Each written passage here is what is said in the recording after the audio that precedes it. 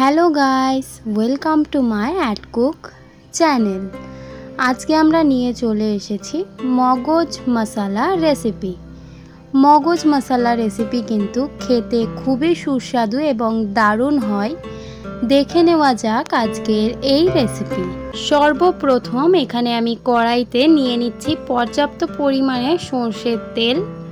সর্ষের তেলটা আমাদের পরিমাণ মতো অল্প একটু বেশি করে দিতে হবে। তারপর তেলটা গরম হয়ে আসলে দিয়ে দিচ্ছি এর মধ্যে একটা বড় সাইজের কুচিয়ে নেওয়া পেঁয়াজটা দিয়ে দেওয়া হয়ে গেলে ভালোভাবে নাড়াচাড়া করে লাল ব্রাউন ভাবে ভেজে নেব।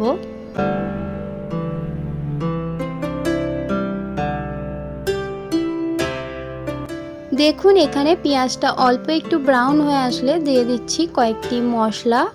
দিয়ে দিলাম স্বাদ পরিমাণে নুন, দিয়ে দিচ্ছি হাফ চা চামচ লঙ্কা গুঁড়ো, দিয়ে দিলাম 1 চা চামচ হলুদ গুঁড়ো, দিয়ে দিলাম জিরে গুঁড়ো 1 চা চামচ এবং কাশ্মীরি গুঁড়ো লঙ্কা হাফ চা চামচ।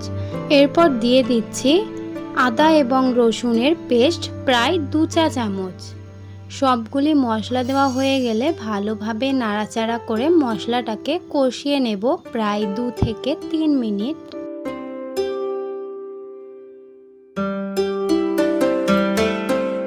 মশলাটা কষিয়ে নেওয়ার পর যখন দেখবেন মশলা থেকে তেল বেরিয়ে এসেছে, সেই পর্যায়ে দিয়ে দিচ্ছি মগজ। পরিষ্কার করে ধুয়ে নিয়ে এখানে আমি মগজটাকে দিয়ে দিলাম।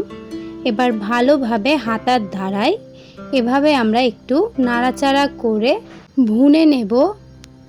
ভালোভাবে হাতার দ্বারাই কিন্তু ভুনে নিতে হবে। নাড়াচাড়া করে ভালোভাবে ভুনে নেব এখানে আমরা।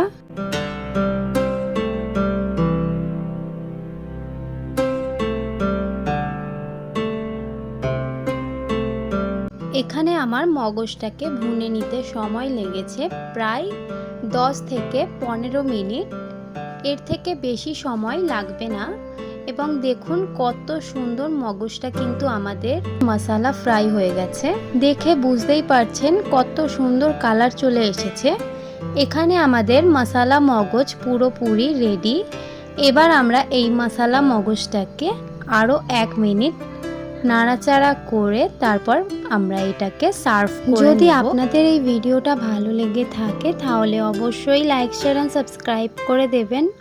যদি আমার চ্যানেলে আপনি নতুন হয়ে থাকেন অবশ্যই চ্যানেলটিকে সাবস্ক্রাইব করে পাশে থাকবেন। দেখা হবে নেক্সট ভিডিওতে। আজকের এই ভিডিওটা দেখার জন্য অনেক অনেক ধন্যবাদ।